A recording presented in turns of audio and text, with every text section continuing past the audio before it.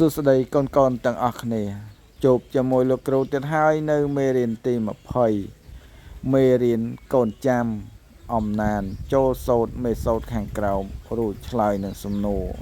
ឥឡូវកូនពិនិត្យមើលរូបភាពនេះគឺជារូបភាពក្រុមគ្រួសារមួយ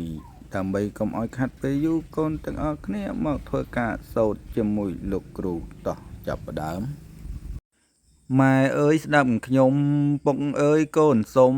ចង់អល់ទើងប្រាប់តាមដែលកូនរៀនពុកព្រានម៉ែប្រាប់ថាបើនឹងរាប់ទៅធំទាំង4ទៅបោទាំងសិនបច្ចចំរាប់មិនមានខុសនឹងក្បួនទៅដល់អត់ដបន្តមិនស្ទួនកូនចេះមាំមួនទៅតូច4ទៀតអាគ្នេយ៍និរដីពាយប់គ្រប់3កូនរាប់មិនឃ្លាត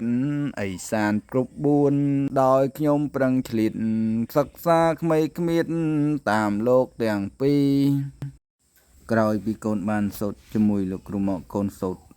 ឲ្យបានច្រើនដងច្រើនសារដើម្បីចេះចាំស្ទាត់ជំនាញក្នុងការសូត្រហើយកូនកុំភ្លេចចុច Subscribe ចុច Share កណ្ដឹងដើម្បីទទួលបាននៅមេ